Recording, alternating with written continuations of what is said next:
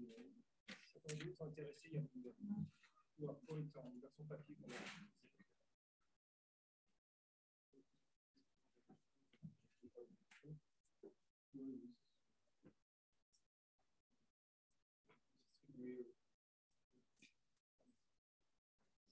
Bonjour à tous, bienvenue. Alors, à ceux qui sont ici avec nous physiquement à la Maison de la Chimie, et également à tous ceux d'entre vous qui participent à distance donc à cette visioconférence où nous allons discuter le rapport de l'OCDE sur la France qui vient de sortir aujourd'hui. Qui analyse notamment où en est l'économie française après cette année et demie de crise sanitaire et les conditions en fait de la croissance pour que la reprise soit plus forte. Et donc, comment le plan de relance, les autres mesures de réforme structurelle pourraient aider à avoir une reprise et une croissance plus durable, plus soutenable. Et notamment dans ce chapitre, le deuxième chapitre thématique, qui est sur la transition vers une économie plus verte, qui est donc bien évidemment le principal chantier auquel nous faisons face, comme l'ensemble des économies sur la planète. Donc tout d'abord, je vais laisser la parole à Pierre Bénet, donc, qui est chef de division au département Affaires économiques de l'OCDE, ainsi qu'à Priscilla Fiallo, qui est économiste en charge du suivi de la France à l'OCDE, et Antoine Goujard, donc économiste principal à l'OCDE, également en charge du suivi de la France. Après leur présentation, je laisserai la parole à Natacha Valla, qui est doyenne de l'école de management et d'innovation de Sciences Po, et pour des commentaires et des questions spécifiques, ainsi que Bérangère Mesqui, qui est directrice du département développement durable et numérique à France Stratégie, ainsi que Sylvie Montou, chef de projet à France Stratégie en charge de l'évaluation du plan de relance. Et ensuite, nous aurons une session de questions-réponses. Donc, pour les personnes en présentiel et en distanciel, alors pour celles qui sont à distance, quand vous souhaitez poser une question, vous pouvez cliquer, lever la main sur Zoom. Et donc, ensuite, nous vous passerons la parole pour poser les questions ou formuler des commentaires dans la session de questions-réponses. Voilà, donc sans attendre, je passe la parole à nos trois économistes de l'OCDE pour nous présenter leur rapport donc sur la France et où nous en sommes après cette année et demie de crise.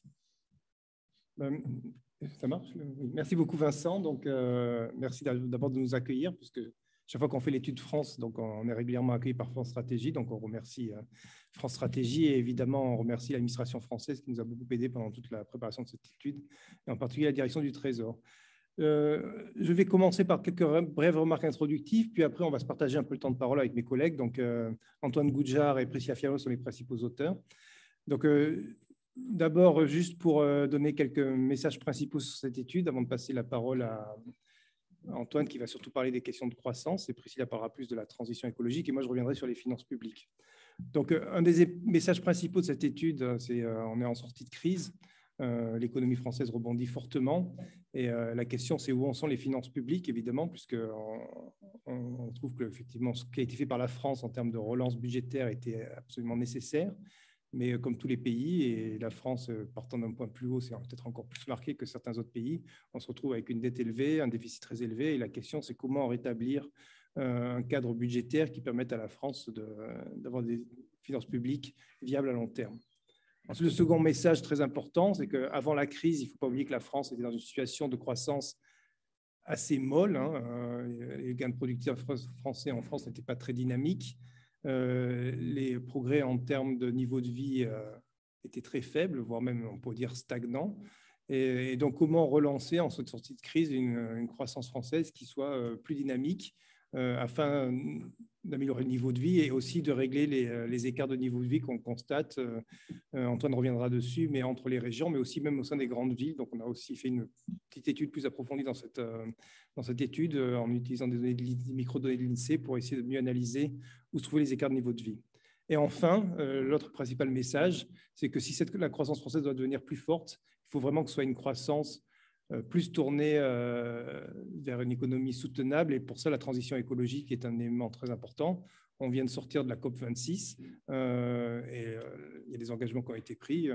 Chacun jugera s'ils sont suffisants ou pas suffisants. Mais ce qui est sûr, c'est qu'il y a un cap ambitieux. Et le ministre, tout à l'heure, lors du lancement, a rappelé que la France était résolument tournée vers l'objectif de décarbonisation et d'émissions nulles à terme. Et donc, on a ce chapitre qui va détailler nos recommandations sur comment aller un peu plus loin. Voilà, sur ce, je vais passer la parole à Antoine et puis je reviendrai sur les finances publiques un peu après avant de conclure avec Priscilla sur la transition écologique.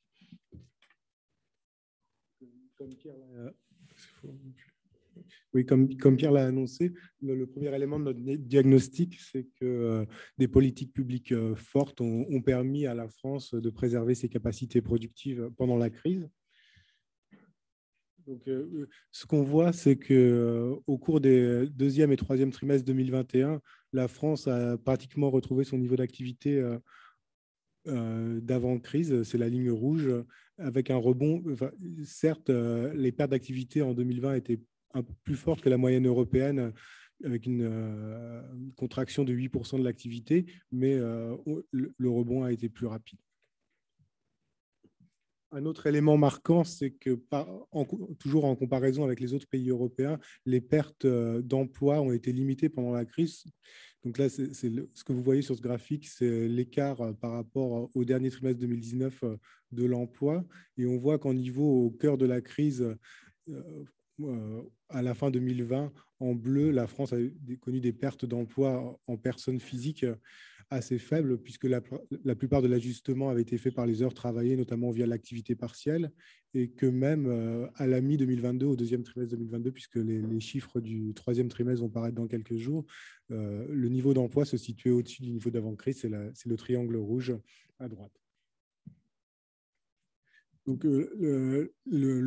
les deux des mesures de soutien phares qui ont été particulièrement efficaces, c'est l'activité partielle, c'est le graphique que vous avez sur votre gauche, où on voit qu'en avril, on avait près de 30% des salariés français qui se retrouvaient en activité partielle, ce qui était,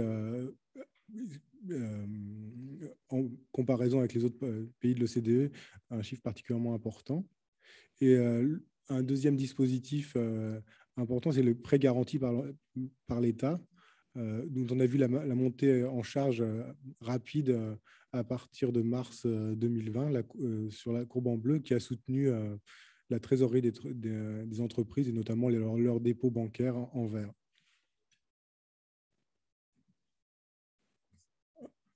Évidemment, un élément essentiel du rebond, c'est l'évolution de la situation sanitaire, et on voit qu'ici, le taux de vaccination en France complète ou pour celui qui a ou celui pour les seules personnes qui ont reçu une dose de vaccin est comparativement élevé par rapport à d'autres pays de l'OCDE, même s'il reste inférieur à celui du Portugal, et que la courbe de vaccination a notamment augmenté après l'annonce de l'extension du pass sanitaire le 12 juillet.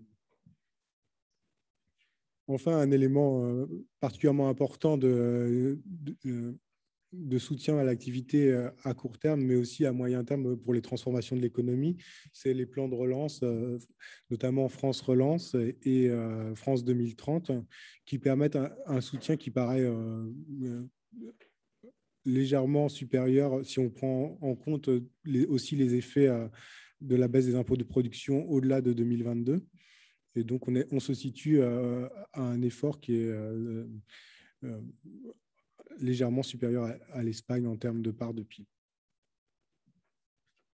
Donc, aussi, pour cette étude, on a mis à jour nos prévisions intérimaires qui ont été publiées en septembre. Et donc, à la suite de la publication du troisième trimestre, on se retrouve avec une croissance en 2021 qui serait de l'ordre de 6,8% et en 2022 de 4,2%, avec une légère décrue du chômage.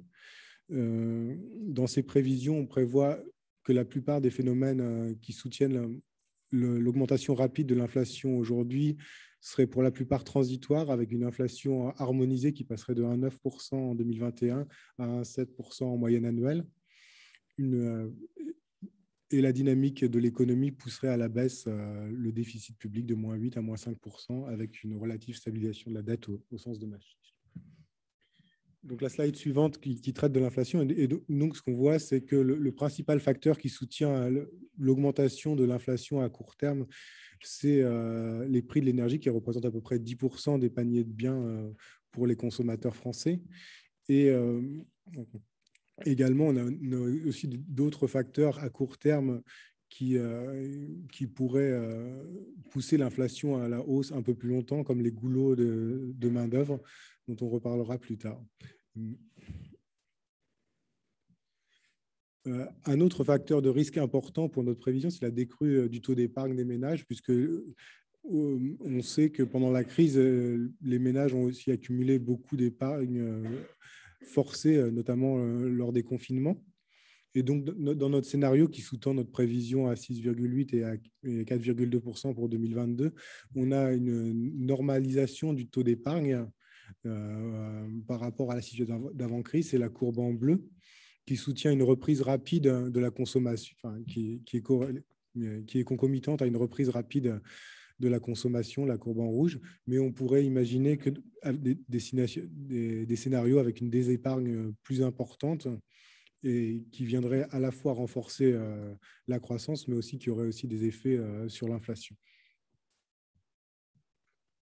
Donc, sur la croissance à court terme, on a 3 recommandations principales. C'est évidemment de mettre en œuvre rapidement les plans de relance et d'investissement pour 2030, de fournir à mesure de la reprise un soutien budgétaire de plus en plus ciblé qui privilégie l'investissement physique et humain en ligne avec les plans de relance, et de renforcer la formation professionnelle pour éviter que les problèmes de goulot d'étranglement sur le marché du travail qu'on observe actuellement ne deviennent plus pérennes. Je vais repasser la parole à Pierre pour la question. Oui, donc c'est bon. Voilà, donc comme je le disais au début, donc la question maintenant, c'est après la crise, comment redresser les finances publiques. Donc, là, on a un graphique pour commencer qui illustre la situation actuelle avec l'évolution de la dette. Alors, ce qui est intéressant dans ce graphique, c'est de voir que la France, contrairement comme c'est la dette de Maastricht, on compare avec des pays de la zone euro et l'Allemagne, et que ce soit par rapport à l'Allemagne ou la zone euro en moyenne, on voit que la dette française n'a jamais vraiment baissé. C'est-à-dire qu'on est parti juste avant la crise financière avec un niveau de dette qui était équivalent entre la France et les pays de la zone euro et l'Allemagne, autour de 60 points de PIB. À la fin de la crise financière de 2007, 2008-2009, on se retrouve à plus de 80 points de PIB. On voit que l'Allemagne a commencé à faire baisser sa dette peu de temps après, la zone euro un peu plus longtemps, après 2013, après la crise des dettes souveraines, et la France, non. Et donc là, la question, maintenant, avec la nouvelle crise que nous venons de vivre, on voit que la dette française a encore augmenté d'environ 20 points de PIB, hein, plus ou moins. Ce n'est pas très différent de ce qui s'est passé pour les autres pays, mais la question, ça va être est-ce qu'on va réussir à faire baisser cette dette? Donc, ce qu'on montre dans le graphique après, c'est que ça dépend vraiment du scénario, et là, il peut y avoir quelques raisons d'inquiétude. Donc, le scénario principal, où en fait, on fait l'hypothèse que plus ou moins on compense l'augmentation liée au vieillissement de la population, la dette est à peu près stable. Mais en revanche, si on a un scénario où ce n'est pas le cas, et en plus, on a une augmentation des taux d'intérêt, on voit qu'on est sur la ligne rouge, on est sur un processus où la dette augmenterait très fortement pour atteindre 160 points de PIB. Et cette augmentation du taux d'intérêt, c'est un élément important. Hein. Ce qu'on trouve dans ces simulations, c'est aussi ce qu'on trouve dans d'autres rapports, comme le rapport Arthuis. C'est qu'en France, il y avait un niveau de dette, de dépenses d'intérêt qui était peut-être un peu plus d'une dizaine d'années à peu près équivalent à ce qu'on pouvait dépenser dans l'éducation. Ça a beaucoup baissé grâce à la baisse des taux d'intérêt. Maintenant, on dépense à peu près 1 point de PIB en charge d'intérêt.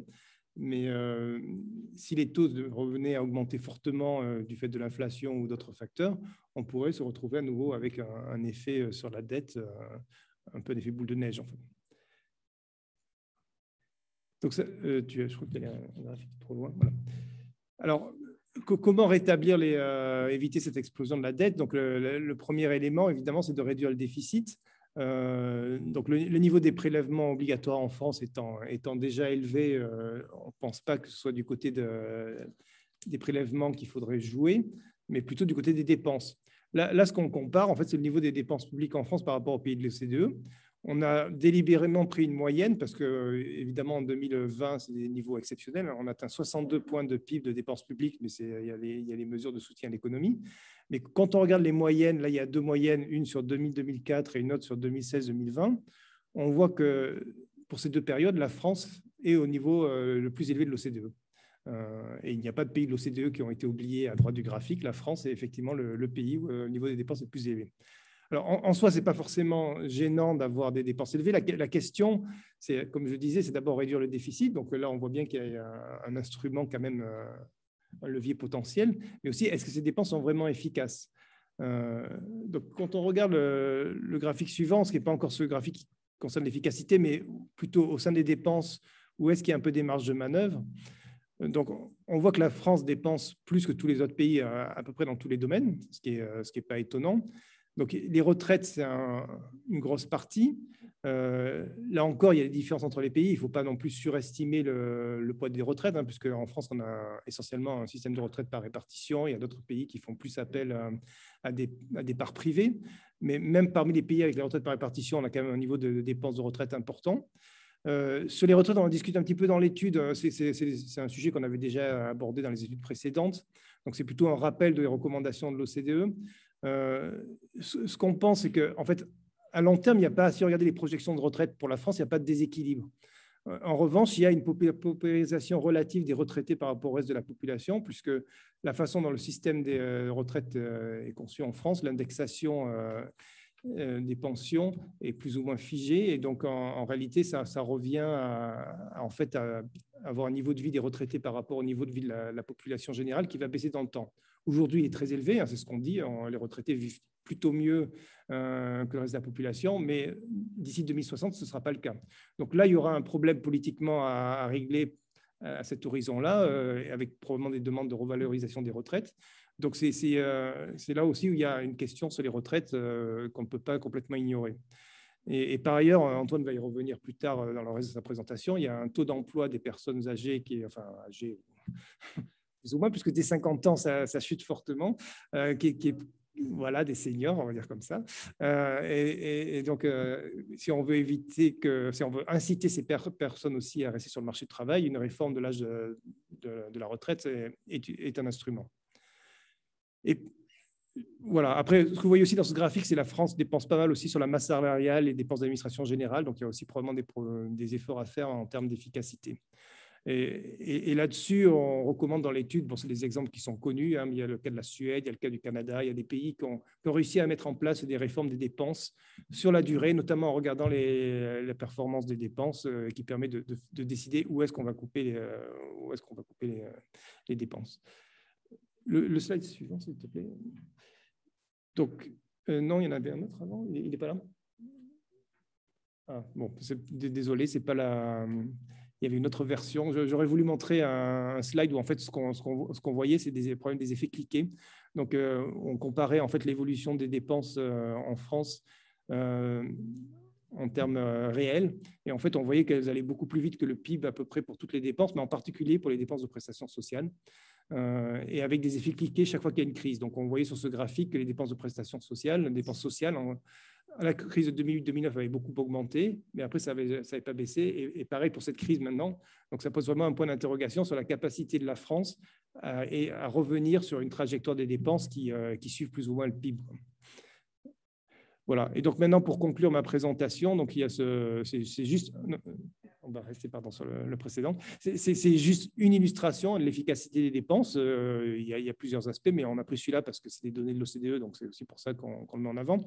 Mais en France, si on regarde les dépenses d'éducation, on dépense quand même plus que la moyenne OCDE, mais on est plus mauvais que la moyenne de l'OCDE, à la fois pour les tests PISA, et où on a baissé, en fait. Enfin, on n'est pas plus mauvais pour la moyenne de l'OCDE, mais en fait, on se dégrade sur les tests PISA en général.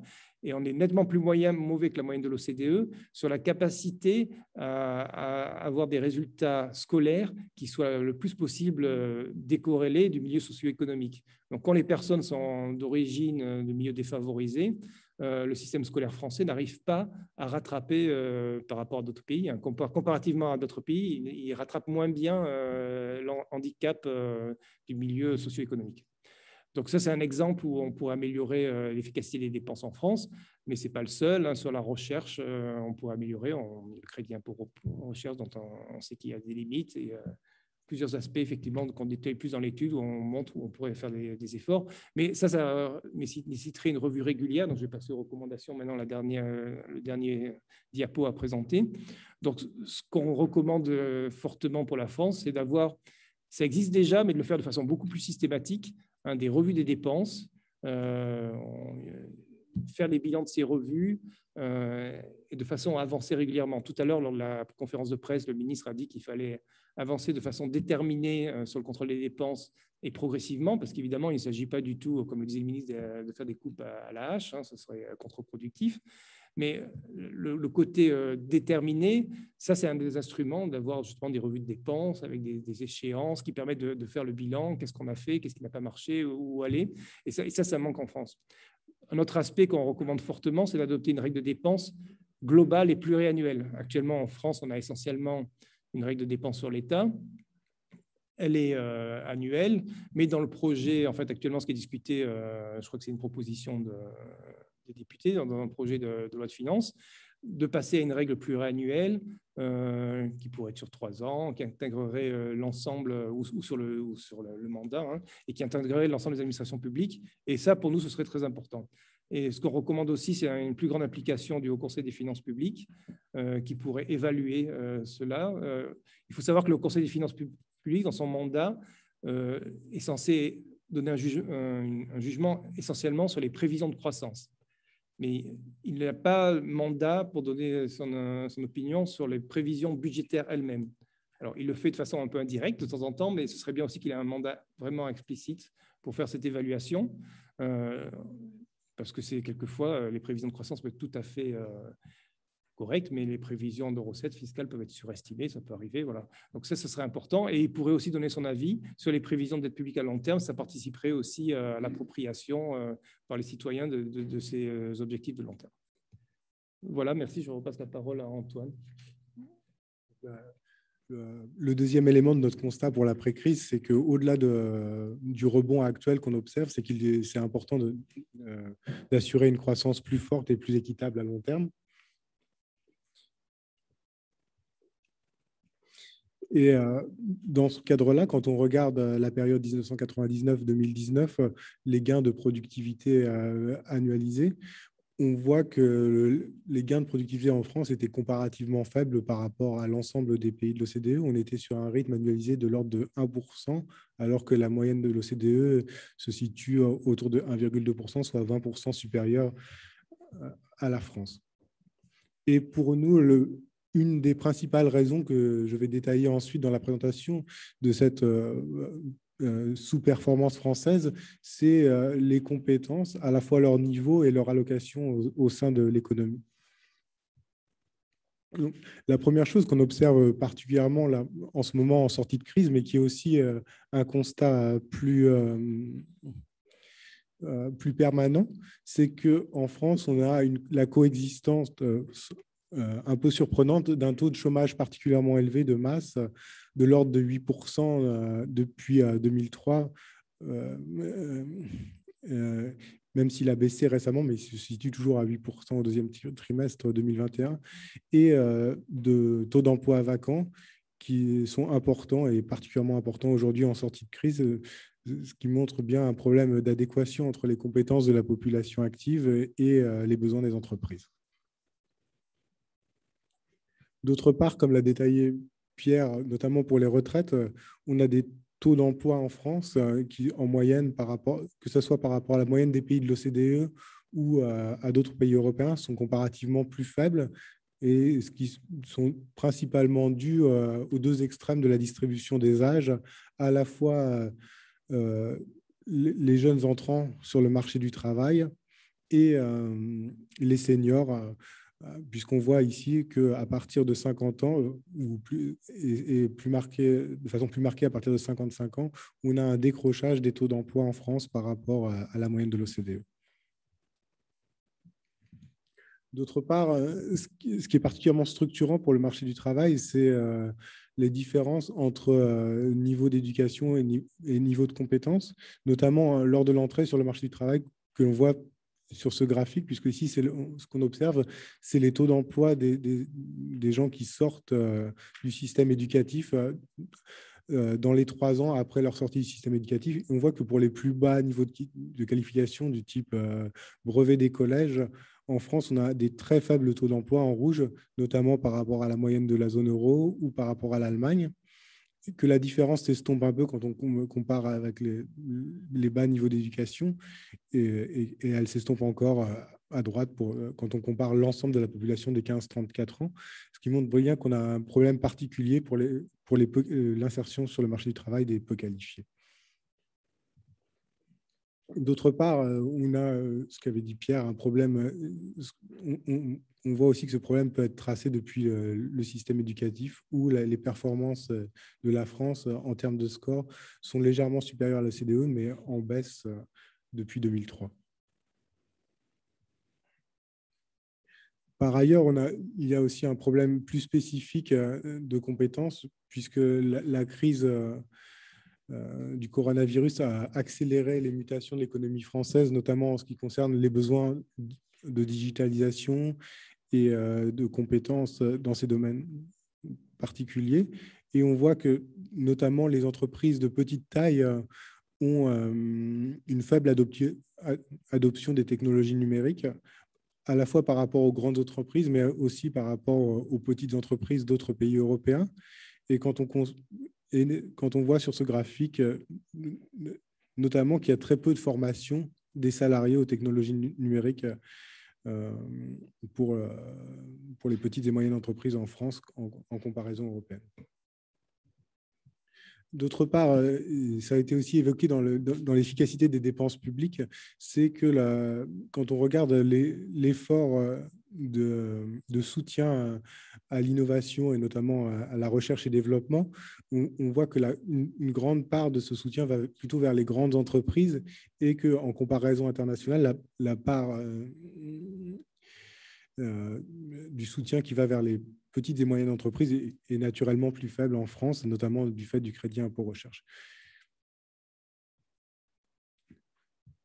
Enfin, dans cette étude, on a fait un focus sur les inégalités territoriales, et il y a deux éléments de diagnostic qui sont repris dans le rapport et qui sont particulièrement marquants. C'est la prégnance des inégalités territoriales qui sont importantes, notamment en termes de taux de chômage, et là, c'est des graphiques qui ont été repris de France Stratégie qui compare les taux de chômage localisés par zone d'emploi entre 2006 et 2018, et on voit que la cartographie de ces taux de chômage est très inégale, et aussi qu'elle a très peu évolué sur une douzaine d'années. Et ça serait également le cas si on prenait une période plus longue. On voit que les inégalités s'ancrent sur le territoire et demeurent persistantes. D'autre part, un deuxième élément de constat qu'on relève dans l'étude, cette fois-ci à partir de données individuelles de l'INSEE sur les ménages, les enquêtes revenus fiscaux qu'on a repris depuis les années 96 jusqu'à 2017, c'est que quand on compare les inégalités de revenus disponibles avec un indice qui peut se décomposer par type d'espace, l'indice de Theil, on voit que la plupart des inégalités en France sont concentrées au sein des grands pôles urbains, c'est la part en bleu, et alors que les inégalités au sein des espaces ruraux en vert sont comparativement plus faibles, et que les inégalités entre espaces, dont on en a beaucoup parlé au moment des Gilets jaunes, n'ont pas connu, en tout cas selon cette décomposition, pas connu d'évolution majeure.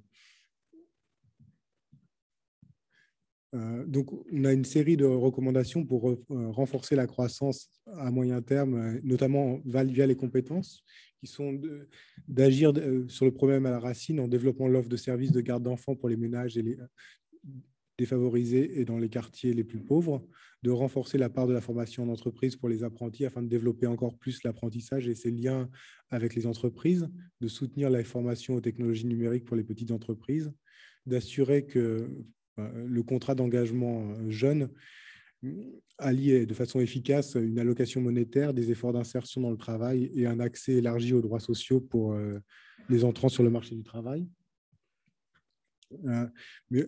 Et de l'autre côté de la distribution des âges, d'encourager l'allongement des carrières, comme Pierre l'avait déjà mentionné, via l'extension de l'âge minimum de retraite. Et enfin, en ce qui concerne les gains de productivité, d'assurer un financement du soutien à la recherche d'emploi adapté aux besoins de l'économie. Et aussi, puisqu'on a vu qu'il y a un problème d'allocation sur des compétences sur le marché du travail avec des inégalités persistantes, de permettre de plus de mobilité en recentrant les politiques de développement de l'offre de logement sur les zones les plus denses. Et aussi, en contrepartie, pour les publics les plus vulnérables, de développer les actions d'aller vers pour leur permettre d'avoir accès à l'aide à l'insertion.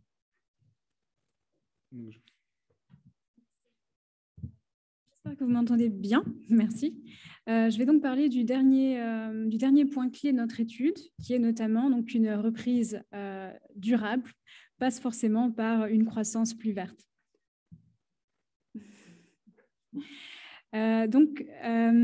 Effectivement, le changement climatique donc, se fait de plus en plus sentir, et ceci donc, partout dans le monde. En France, par exemple, l'année 2019 était une des années donc, les plus chaudes depuis le début du XXe siècle, et on estime aujourd'hui que plus de 60% de la population française serait exposée de façon forte ou très forte aux risques climatiques tels que les avalanches, les canicules, les inondations, les sécheresses, les mouvements de terrain. Donc, il y a effectivement un problème qui est de plus en plus urgent. Les implications en termes économiques, donc pour l'économie, c'est très difficile donc, de pouvoir toutes les anticiper et surtout les quantifier, mais on estime que l'impact donc, sur le PIB et la croissance potentielle serait significativement négatif, bien sûr. La France a donc fait ces dernières années des progrès significatifs en matière de politique environnementale et surtout en ce qui concerne la gouvernance de ces politiques. Donc avec la loi de transition écologique pour la croissance verte en 2015, la loi énergie-climat en 2019, on peut en nommer plusieurs, la loi d'orientation des mobilités ou plus récemment la loi climat-résilience. Donc beaucoup d'efforts ont été faits. Mais malgré tous ces efforts, donc si on regarde sur ce graphique les émissions historiques et où sont les objectifs donc, de la France en 2030 et 2050, on voit que l'écart est tout de même significatif. Ce qui veut dire que le rythme de réduction des émissions de gaz à effet de serre doit absolument accélérer si la France tient à maintenir ses engagements. Si on regarde donc un peu plus en détail d'où viennent les émissions de gaz à effet de serre, dans ce cas-là, en France, et si on regarde donc cette répartition par secteur d'activité, ce qu'on peut voir, c'est qu'il y a 3 secteurs qui expliquent plus de 60% des émissions de gaz à effet de serre en France. Et ces secteurs sont donc le transport, le résidentiel tertiaire, et donc on parle des bâtiments, donc pas seulement des habitations, mais aussi des bâtiments commerciaux, des bureaux, et aussi l'agriculture. Donc ces 3 secteurs à eux seuls expliquent le dépassement de la France de son premier budget carbone entre 2015 et 2018. Si on regarde plus en détail donc dans les sous-secteurs ou les sous-catégories dans ces grandes classifications de secteurs, on trouve même donc 3 sous-secteurs qui expliquent à peu près 50% des émissions en France. Et c'est donc le transport routier diesel, l'élevage bovin, et quand on parle donc des bâtiments, on parle surtout du chauffage et de la climatisation. En termes d'évolution au long du temps, si on compare donc les émissions en 1990 et aujourd'hui, ce qu'on voit aussi par rapport aux différents secteurs d'activité, c'est que par exemple le secteur des transports a même augmenté ses émissions depuis 1990. Le secteur de l'agriculture et des bâtiments a très peu évolué. Donc on est à peu près où on était avec plus ou moins des hauts et des bas. Antoine, si on peut passer donc au slide suivant. Alors, j'avais aussi prévu d'autres slides qui, manifestement, ne sont pas sur cette version. Je voulais tout d'abord parler donc un peu de fiscalité environnementale. On doit en parler. Donc, un des principaux messages de notre étude, c'est que par rapport à cet écart entre les émissions historiques et les objectifs que la France s'est fixés, il faut clairement renforcer les instruments de marché pour pouvoir inciter les gens, donc les ménages, mais aussi les entreprises, à adopter des comportements plus écologiques, mais aussi les investisseurs privés à se tourner davantage vers les projets plus durables, plus soutenables, plus verts. Donc pour ça, on sait que la fiscalité environnementale, même si c'est un instrument qui a très peu d'acceptabilité sociale, qui peut aussi avoir des effets régressifs, donc ça, c'est des choses sur lesquelles on est conscient. Notamment, ça reste un instrument qui est très efficace pour réduire les émissions de gaz à effet de serre et aussi la pollution. Donc, selon les estimations de l'OCDE, donc je ne sais pas si vous connaissez tous ces études, mais l'OCDE publie régulièrement des prix effectifs du carbone pour plusieurs pays de l'OCDE et des pays partenaires clés. Ce qu'on voit pour la France, c'est que donc le prix effectif du carbone, tout secteur confondu, est relativement proche d'un prix de référence qui serait de 60 € la tonne d'émissions. Pourquoi on prend ce prix de référence? En fait, c'est le coût estimé en 2020 pour la société d'une tonne d'émissions de CO2. Voilà. Et donc, globalement, la France est relativement proche de ce prix de référence. Par contre, si on regarde par secteur d'activité, à nouveau, ce qu'on voit, c'est qu'il y a beaucoup d'hétérogénéité. Et donc, il y a des secteurs où il y a une forte part des émissions de CO2 qui sont couvertes par ce prix de référence de 60 € la tonne, mais il y a d'autres secteurs où ce n'est pas du tout le cas. Donc, je ne vais pas parler du secteur de l'industrie ou de la production d'énergie, où là, le prix effectif du carbone est surtout déterminé par le système européen d'échange de quotas d'émissions, et où d'ailleurs le prix sur le marché a fortement augmenté cette année depuis la révision, donc de troisième révision du système, notamment l'introduction de la réserve de stabilité pour retirer tous les quotas qui étaient en excès sur le marché. Donc le prix était en 2018 d'à peu près 27 €. Aujourd'hui, il a dépassé les 50 € la tonne, donc ce qui est une avancée par rapport aux années précédentes.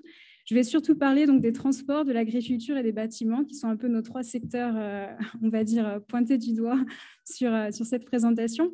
Dans le secteur des transports, ce qu'on vérifie, c'est qu'il y a déjà une grande partie des émissions qui est couverte en fait par un prix de 60 € la tonne. Pas toutes les émissions, pas 100% des émissions des transports sont couvertes par un prix, on va dire juste, mais une grande partie, c'est proche des 90%. Par contre, si on regarde dans les bâtiments, donc le résidentiel tertiaire et l'agriculture, ce n'est pas le cas. Donc, dans ces deux secteurs, ce qu'on voit, c'est qu'il y a une très faible part des émissions qui sont couvertes par un prix de 60 €, qui sera donc la référence pour le coût de la société. Pourquoi, si on essaie un peu de comprendre les raisons, donc il y a notamment beaucoup d'exonérations de taxes environnementales, de taux réduits ou même de crédits d'impôt, donc de remboursement des taxes environnementales dans certains cas.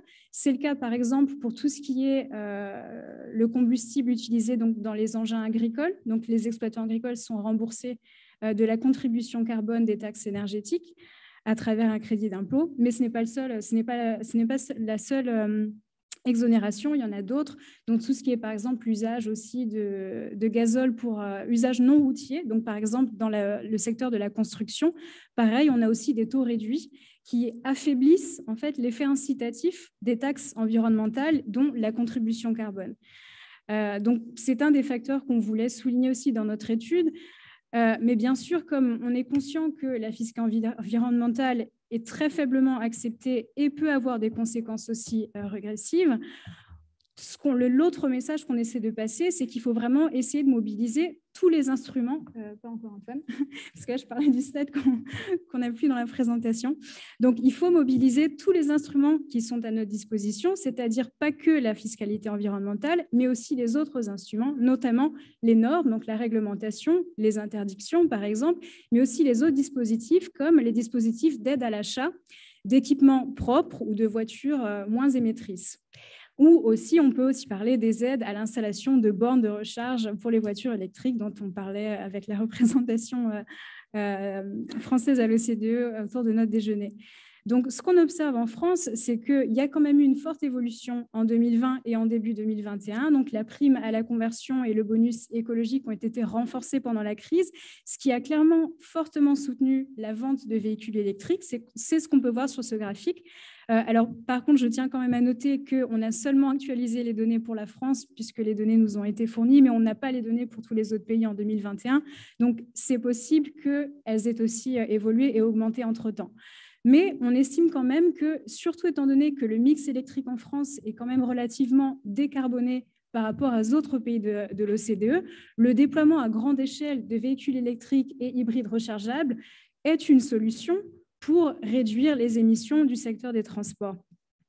Donc, on a peut-être une recommandation à faire par rapport à ces dispositifs, au-delà de continuer les efforts qui ont été faits jusqu'à présent, c'est qu'il faut s'assurer que le barème, par exemple, du malus et du bonus écologique, mais aussi les critères d'éligibilité à la prime à la conversion, doivent être révisés donc régulièrement et de façon prospective, c'est-à-dire qu'ils doivent anticiper régulièrement la hausse des ambitions en général de réduction des émissions aussi pour le secteur des transports et notamment le durcissement des normes et de la réglementation européenne. Donc voilà, c'est un de nos principaux messages.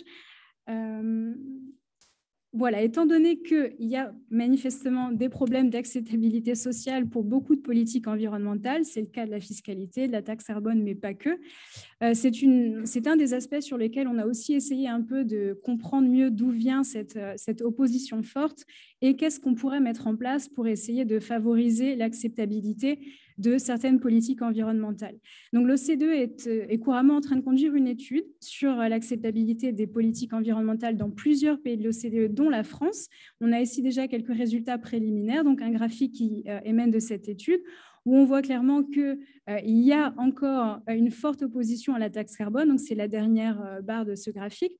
Par contre, ce qu'on observe aussi dans cette étude, c'est que s'il y a une communication qui est très claire sur l'utilisation des recettes de cette taxe carbone et une transparence aussi accrue sur comment on va utiliser donc les recettes de ces taxes. La taxe carbone, c'est un exemple, mais il y a d'autres taxes environnementales. On voit que l'opposition à la taxe carbone se réduit. Et quand on pose la question donc, aux électeurs sur quel serait l'usage des recettes de la taxe carbone qu'ils favoriseraient en priorité, peut-être de façon surprenante ou pas, mais ce qu'on voit, les réponses qui sortent le plus, c'est l'investissement dans les transports en commun. Donc, en gros, clairement, on voit que les gens ont besoin d'alternatives de transport si on veut progressivement éliminer les véhicules très émetteurs ou thermiques. On voit aussi qu'il y a beaucoup de soutien pour une redistribution monétaire en fait, des recettes de la taxe carbone, notamment en réduisant les impôts sur le revenu potentiellement des ménages donc, avec les revenus les plus faibles, donc les plus vulnérables, ou alors une redistribution donc, de ces recettes pour renforcer les dispositifs d'aide à l'achat d'équipements moins polluants et de véhicules moins émetteurs dont je parlais dans la slide précédente.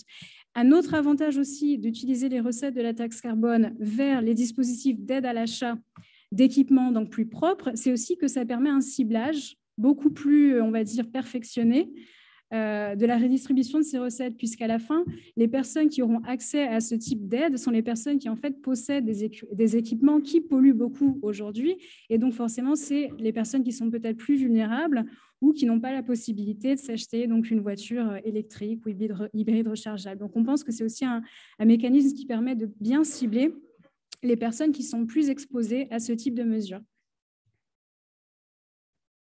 Et c'est la fin? OK.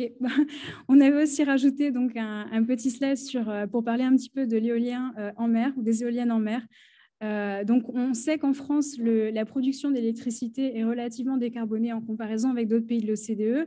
Cependant, je pense que vous êtes tous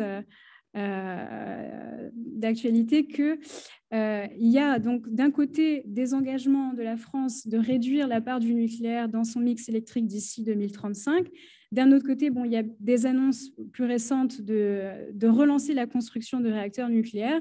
Donc, nos messages, en gros, dans cette étude, ça reprend aussi, bien sûr, les conclusions du dernier rapport RTE et d'autres rapports que RTE a écrits, notamment avec l'Agence internationale de l'énergie à l'OCDE. C'est que donc, à long terme, si vraiment la France tient à réduire la part du nucléaire dans son mix électrique sans compromettre ses objectifs de réduction des émissions de gaz à effet de serre, il faut absolument accélérer le développement des énergies non renouvelables. C'est incontournable. On avait un petit message donc, dans l'étude, c'était peut-être de prêter plus d'attention à le développement des éoliennes en mer. Pourquoi? Parce qu'on sait qu'en termes d'acceptabilité sociale, c'est plus facilement accepté que l'éolien terrestre. Il y a aussi beaucoup d'études qui montrent aujourd'hui que l'éolienne en mer, donc notamment la technologie flottante, a un impact qui est donc minimisé par rapport à la biodiversité marine, en comparaison avec donc l'éolien en mer qui est posé. Donc ça, il y a déjà beaucoup d'études sur ce sujet pour garantir qu'il n'y aura pas un impact aussi négatif sur autant donc la faune marine comme aussi aviaire. Et donc, nos messages sont, on pourrait dire, 3 points. En premier lieu, donc, réduire les contraintes administratives au développement des éoliennes en mer. Donc, on voit qu'en France, il y a eu 4 appels d'offres depuis 2011. Cependant, aucun de ces parcs qui a été donc, aucun de ces appels d'offres a encore abouti à un parc d'éoliennes qui soit connecté au réseau et mis en service. Donc, réduire les délais, réduire les contraintes administratives. Le deuxième message, ce serait pour essayer de favoriser aussi l'acceptabilité des éoliennes, de favoriser les projets participatifs où les citoyens ou les collectivités font partie en fait, du développement du projet, sont des parties actives dans le développement de ces parcs. Et le troisième point, j'avoue que j'ai oublié, je n'ai pas mon slide, mais... C'est pas grave. Je pense que voilà, vous pourrez consulter l'étude si vraiment c'est quelque chose qui vous intéresse ou sur lequel vous voulez qu'on discute plus longuement. Et donc après, on a juste des emails qui concluent avec les recommandations, mais c'est un peu les recommandations dont j'ai déjà parlé, donc je ne vais pas me répéter. Et elles sont disponibles autant sur les PowerPoint comme sur l'étude. Merci, Priscilla. Merci à vous tous, à vous trois. Nous allons passer directement la parole à Natacha Valla pour des premiers commentaires. Natacha Valla, voilà, je te laisse intervenir. Quelques remarques, quelques questions si tu veux. Merci Vincent et toutes mes excuses pour ne pas être avec vous. J'espère que l'image fonctionne bien et surtout que le son fonctionne bien aussi. Si vous confirmez, je donne quelques remarques effectivement sur le rapport. Dites-moi s'il y a un souci de transmission.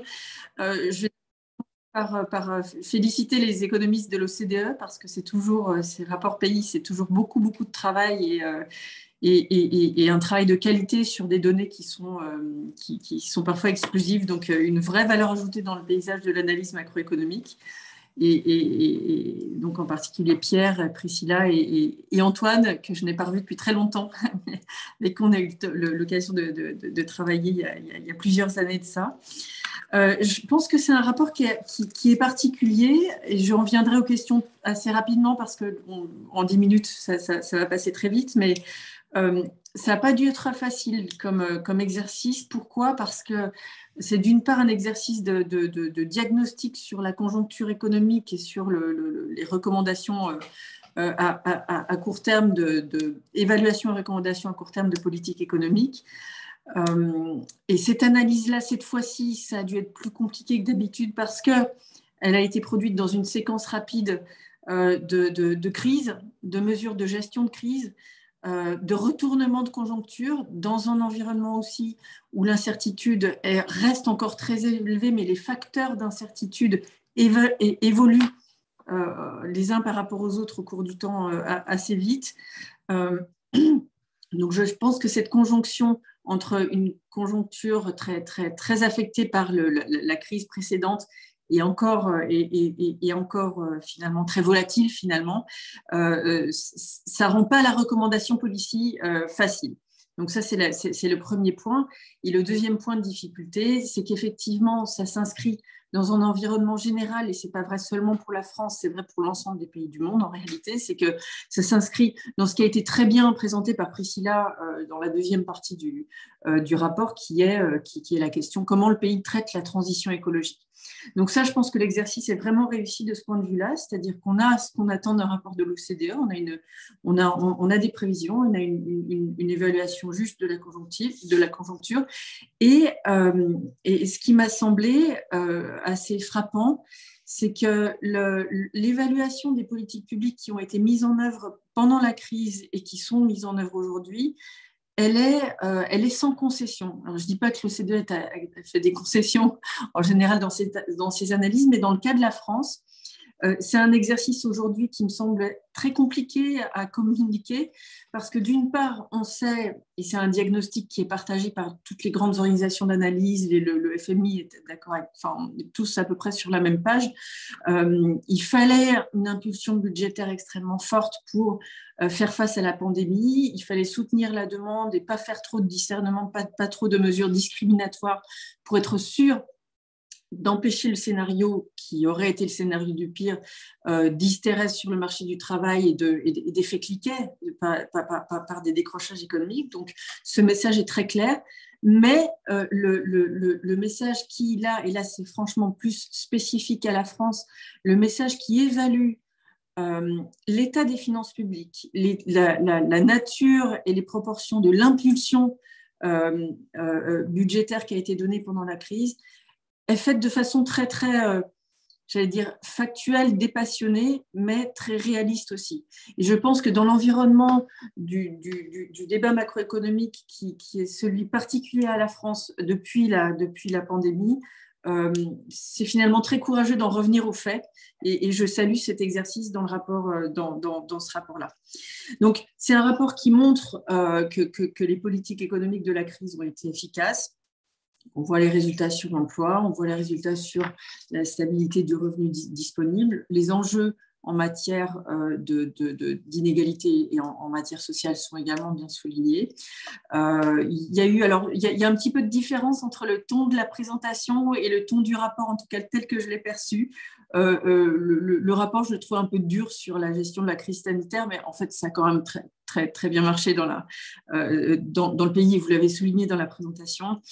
Et il y a beaucoup de congruence aussi sur les grandes masses, les grandes permanences au niveau des finances publiques avec le message du FMI. Ça, j'aime beaucoup ce message-là. C'est peut-être comme ancienne de la Banque européenne d'investissement, mais le message sur l'investissement public à moyen terme est assez univoque.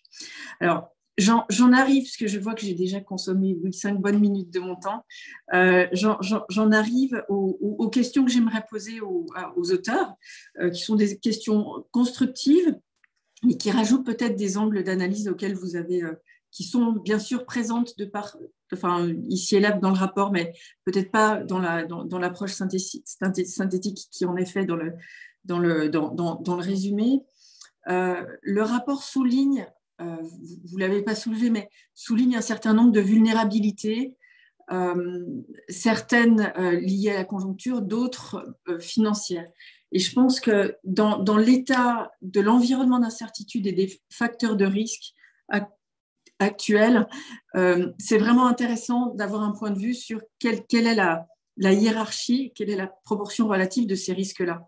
Alors, un facteur macroéconomique d'incertitude assez important aujourd'hui, c'est celui de l'évolution de l'inflation. J'ai trouvé que les anticipations d'inflation de l'OCDE qui sont exprimées dans le rapport étaient assez optimistes au sens où on est dans un scénario d'inflation temporaire avec une forte prévalence des éléments volatiles, ce qui est finalement le discours assez dominant, mais je pense qu'il y a matière à creuser sur l'évolution à court et moyen terme de ces taux d'inflation-là et leur impact, son impact sur toutes les questions que vous soulevez dans le rapport, finalement, sur l'évolution du revenu disponible, sur les inégalités, sur les dynamiques salariales qui suivent, etc., qui pourraient suivre, etc. Donc, ça, est-ce que vous avez un point de vue là-dessus et comment vous l'insérez par rapport aux facteurs de risque qui sont soulignés dans le rapport? La deuxième famille de vulnérabilité, elle est d'ordre financier. Et cet ordre financier, il est souligné d'une certaine... Enfin, il est noté factuellement dans le rapport, mais je pense que dans le cadre de la France, c'est important de mettre en avant les spécificités. C'est-à-dire qu'on a un secteur bancaire qui est qui est finalement très bien recapitalisé, assez solide, mais on a des entreprises qui sont quand même, en termes de dette brute, les données sont dans le rapport, et ça c'est vraiment bien. La dette est très élevée, voilà, la charge de la dette est en augmentation. Donc voilà, l'endettement du secteur privé, dans la proportion endettement total du pays, est quand même très élevé. Je pense que c'est une des plus élevées quand on prend les pays de l'OCDE. Donc, regardez, quid des implications pour des phénomènes de normalisation qui pourraient s'opérer, notamment en termes de coûts de financement de la dette publique. Alors, encore une fois, je ne l'ai peut-être pas dit suffisamment clairement. Donc, ça, c'est ma deuxième question. Quid de des vulnérabilités financières? Quelle spécificité pour la France? Et comment on articule ça avec les recommandations de politique économique, sachant bien entendu que la politique prudentielle est en partie entre les mains des États membres. La politique monétaire ne l'est pas, mais ça vaut quand même la peine d'y réfléchir. Donc, deuxième chose, sur les finances publiques, j'ai vraiment beaucoup aimé. Peut-être aussi, et Pierre l'a mentionné, donc j'étais assez contente, mais peut-être aussi parce que je faisais partie de la commission Arthuis sur l'analyse de la stabilité de la dette, et j'ai retrouvé beaucoup de congruence entre les conclusions de notre rapport et ce que vous avez, ce à quoi vous êtes arrivé, vous, dans votre analyse. Et je pense que c'est vraiment nécessaire aujourd'hui, et vous le faites très bien, de dépassionner le débat sur les finances publiques françaises, mais d'ouvrir les yeux sur la réalité, non seulement du stock de dette très élevé, certes c'est un point important, mais on peut aussi considérer qu'avec des conditions de financement très favorables telles qu'elles sont aujourd'hui, vous l'avez très bien dit, ce n'est pas forcément ça le problème numéro un, mais la dynamique des dépenses publiques en termes réels, ça c'est un vrai sujet. Et c'est un vrai sujet qui, pour le coup, est très très pertinent dans vos recommandations en matière de finances publiques. Et là, franchement, je pense que ce que vous avez dans le rapport, ça devrait presque sortir du rapport, et il y aurait matière à faire une sorte de bréviaire des bonnes pratiques, mettre ces pratiques françaises un peu décennales à la lumière des pays qui ont réussi leur mutation dans la gestion des finances publiques, et faire une sorte de bréviaire des bonnes pratiques avec des solutions qui me semblent très pertinentes. La revue des dépenses, c'est essentiel. La pluriannualité, donc bien au-delà du PLF, bien au-delà de cette pseudo-pluriannualité qu'on a aujourd'hui, mais quelque chose vraiment qui s'inscrit dans le long terme. Et puis l'évaluation d'impact de façon très très large des dépenses publiques. Ça, je pense vraiment que c'est des éléments essentiels. Vous le faites très bien, et je salue vraiment ça dans le rapport. Alors, un avant-dernier point. Vincent, tu me coupes, tu me dis quand il me reste une minute, mais j'ai bientôt terminé. Avant-dernier point sur toutes les réformes qui sont grosso modo proposées autour de la croissance potentielle. Alors pareil, c'est très très bien étayé, je n'ai pas de points critiques sur le rapport. Ce que j'aurais bien aimé, c'est d'avoir une sorte d'évaluation un peu plus claire de l'ordre des priorités. Parce qu'on sait que certaines de ces mesures ont été identifiées depuis longtemps et qu'en France, on n'y arrive pas. Alors, moi, j'aurais mis de façon très subjective et par rapport à mes compétences, les questions de formation très très en avant, de formation, y compris formation initiale, y compris formation primaire. La présentation était très très bien, était très très bien, notamment sur la mise en perspective par rapport aux performances du pays qui se dégradent sur les enquêtes PISA. Le lien fait aussi avec la réduction des développements en termes de mobilité sociale, cette sorte de retour de la reproduction bourdieusienne. Je pense que ça a bien sa place dans le rapport. Mais voilà, qu'est-ce qu'on met en premier? Est-ce qu'on met ça en premier? Est-ce qu'on met les mesures d'offres comme le droit des faillites, la fiscalité du capital? Est-ce qu'on met le financement du R&D? Est-ce que tout ça doit venir de façon concomitante parce qu'il y a des complémentarités? Voilà, c'est une question que j'aurais pour vous. Et enfin, dernier point sur toute la partie de Priscilla sur la transition énergétique, la transition écologique. Il y a une chose, je vais être très très brève, il y a une chose qui m'a manqué peut-être, et j'aimerais bien avoir votre point de vue. Je pense que c'est très important en France. Donc, la question des secteurs les plus affectants est capitale. Donc, réfléchir au transport, à l'agriculture et au bâtiment, c'est central. Quid d'une réflexion sur la production en énergie primaire? Alors, on a parlé des éoliennes, on a parlé l'implantation de nouveaux sites de production, mais on ne parle pas beaucoup du nucléaire, par exemple. Pourtant, c'est quand même un peu l'éléphant dans la pièce. Ça revient à l'actualité des discussions au niveau européen. Et je pense que là, il y a quelque chose de particulier à la France qui mériterait peut-être d'avoir un point de vue, mais vous avez peut-être des réponses à apporter. Voilà, je m'arrête là. Merci encore de m'avoir donné l'occasion de commenter ce rapport. Bérangère Mesqui, si tu veux bien et également aussi faire quelques commentaires, quelques questions avant qu'il y ait donc des réponses de nos amis de l'OCDE. Très bien, merci Vincent. Alors moi, je me suis concentrée sur le chapitre transition écologique, hein, c'est ma spécialité, donc c'est surtout à Priscilla que je vais m'adresser. Je voulais vous remercier également pour ce travail qui est extrêmement riche et qui offre un panorama complet de là où se situe la France en matière d'enjeux de transition écologique. Je pense que ce qui est intéressant, alors vous êtes concentré dans la présentation sur les questions climatiques, mais ce qui est bien dans le rapport, c'est qu'on aborde tous les sujets de la transition écologique. On regarde aussi la biodiversité, l'artificialisation des sols, les déchets. Donc voilà, pour rappeler que la transition, c'est plus large que le climat. Même si aujourd'hui, on est très focalisé climat, c'est important, mais c'est vrai qu'il ne faut pas oublier les autres enjeux parce que ça va nous revenir, ça va revenir en force et ça va être aussi problématique. Voilà, donc le rapport donne beaucoup d'exemples étrangers. Je trouve que c'est le propre de l'OCDE de faire ce partage d'expérience et c'est vrai que c'est très enrichissant. Et voilà, j'ai retenu notamment l'exemple de la Suisse qui, si j'ai bien compris, conditionne l'augmentation des taxes environnementales à la non-atteinte de ses objectifs pour bien montrer que la taxe n'est pas une taxe à objectif de revenu, mais bien à objectif écologique. Bon, alors je trouve que l'idée est intéressante. Je ne sais pas en France, vu l'atteinte de nos objectifs sur les derniers budgets carbone, si on aurait vraiment eu une situation où on aurait été capable de ne pas augmenter les taxes. Mais je trouve que voilà, il y a plein de petits exemples intéressants qui permettent d'enrichir la réflexion sur les politiques françaises.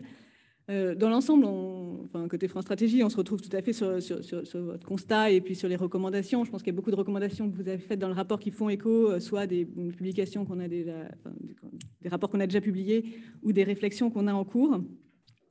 Alors peut-être je vais répartir en deux paquets mes remarques. D'abord sur les questions un peu transversales sur la fiscalité environnementale et notamment sur la fiscalité carbone. Donc, je pense qu'on est d'accord sur son rôle essentiel pour modifier les comportements et nous mettre dans les rails sur les objectifs de réduction de nos émissions de gaz à effet de serre. Je pense qu'on est peut-être un peu moins tranché que vous sur la nécessité d'un prix effectif uniforme sur tous les secteurs.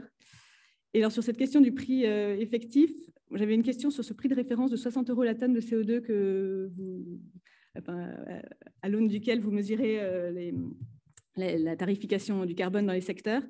Je pense que nous, à France Stratégie, on a une approche qui est un peu différente où on n'est pas en prix effectif, mais en prix plutôt en valeur implicite.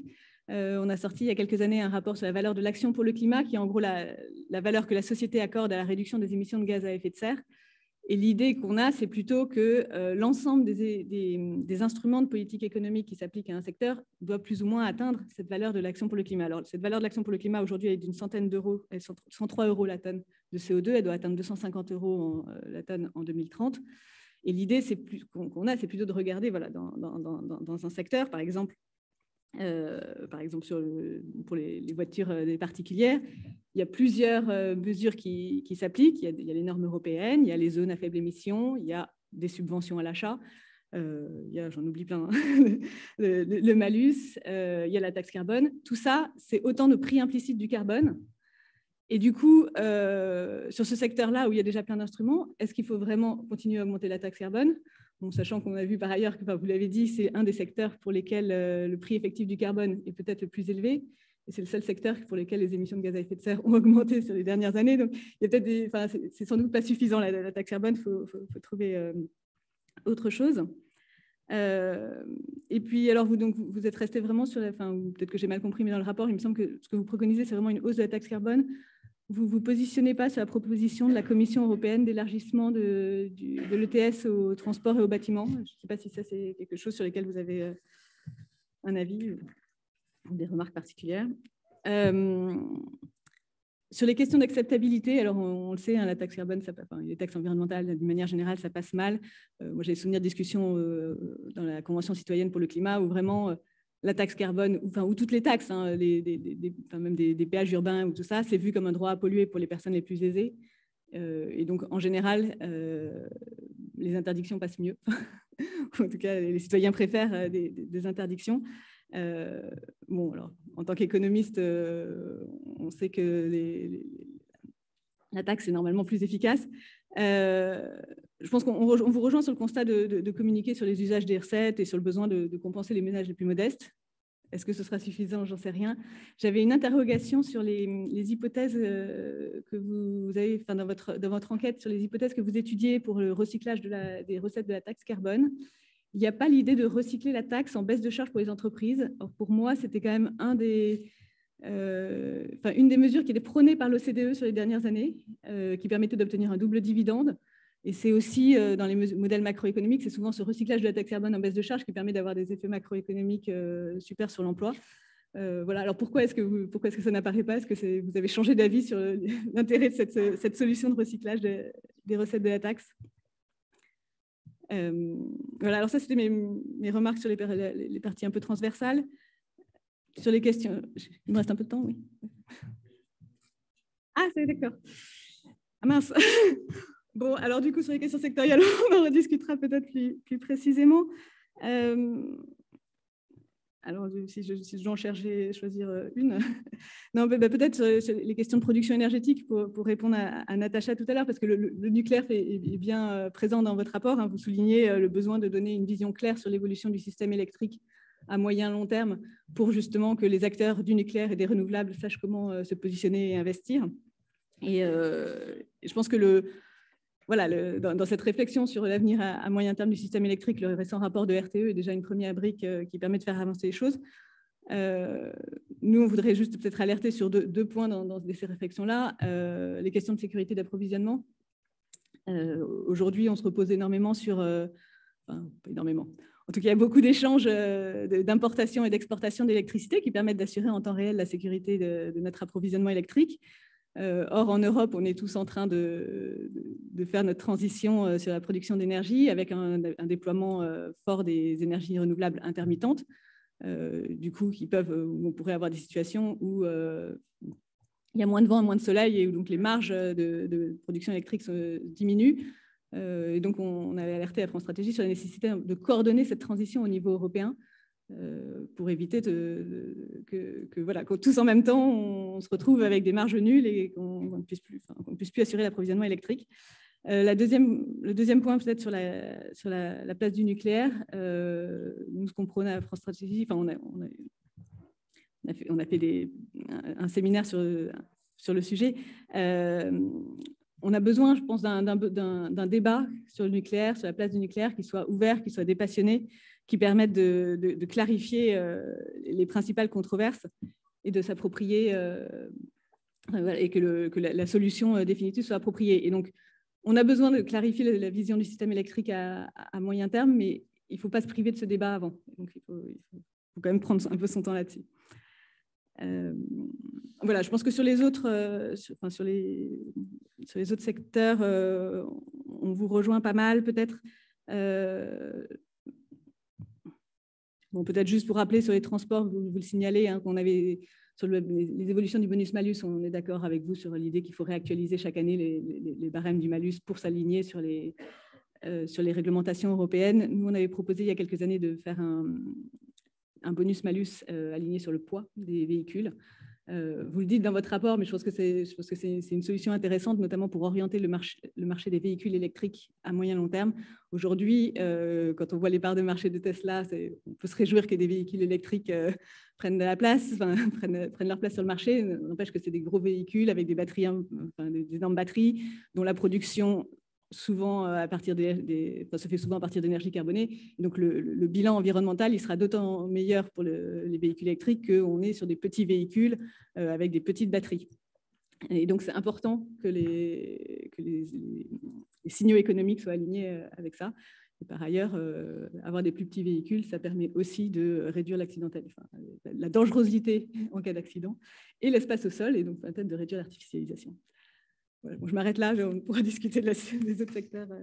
Merci Bérangère. Donc, je vais inviter donc Pierre, Priscilla et Antoine à répondre, à faire quelques réponses et quelques commentaires sur les commentaires reçus et sur les questions qui ont été posées. Avant d'ouvrir donc aux questions de l'audience, à la fois les personnes qui sont ici ou bien qui sont à distance via Zoom. Alors, à distance, vous pouvez, donc, comme je le disais, lever la main pour indiquer que vous voulez poser une question. Et puis ici, vous pouvez vous signaler, on vous apportera un micro. Donc voilà, si vous avez quelques éléments de réponse, et puis après, on va compléter avec les questions de l'audience et les remarques. Ça marche? Non, ça marche. C'est bon. Oui, mais merci beaucoup d'abord pour tous ces commentaires qui sont extrêmement utiles. On va essayer de répondre rapidement pour laisser un petit peu de temps aussi quand même aux autres questions. Donc, en ce qui me concerne, je vais répondre juste à 2 points soulevés par Natacha et puis après passer la parole à Antoine et puis Priscilla. Donc, sur Natacha, elle a posé une question assez difficile, c'est quelle est la réforme prioritaire pour relancer la croissance? C'est effectivement compliqué de répondre comme ça, mais ce qu'on voit, c'est dans la présentation qu'on a faite, on a implicitement pris le parti effectivement de mettre en avant la formation et l'éducation. Pourquoi est-ce qu'on a plus mis ça en avant? C'est parce que d'abord, il y a eu beaucoup de réformes qui ont été faites récemment sur le marché du travail, donc il faut déjà attendre de voir un petit peu quels seront leurs effets dans quelques années. Donc plutôt que de proposer de nouvelles réformes, faisant d'abord un bilan de ce qui a été fait. Il y a aussi eu beaucoup de réformes du côté de la fiscalité qui devraient avoir un effet, notamment la baisse des impôts de production, positif aussi sur la croissance à long terme. Donc là, il faut aussi peut-être attendre de voir un petit peu l'impact.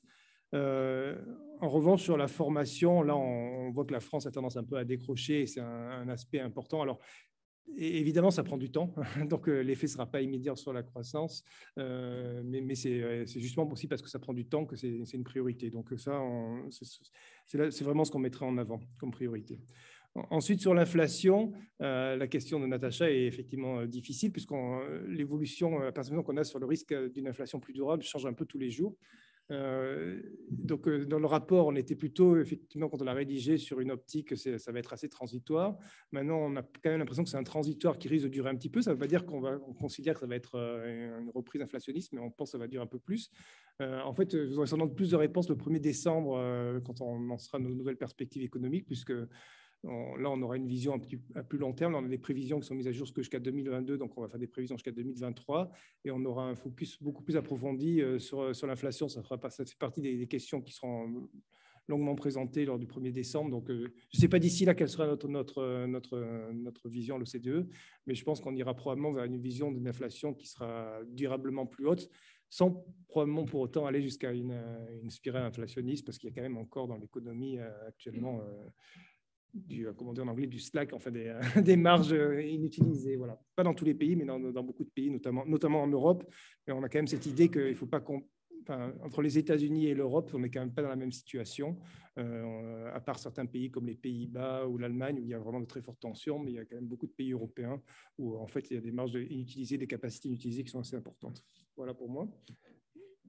Oui, moi je vais juste reprendre sur un point sur les risques financiers, notamment sur les entreprises. Donc c'est un graphique qu'on a dans l'étude, c'est le graphique 1,16, puisqu'on voit, enfin, ce qui est beaucoup mis en avant, c'est la dette brute des entreprises, mais on voit que la dette nette, quand on contrôle par exemple des dépôts bancaires, a quasiment peu évolué, quasiment pas évolué depuis le 2019.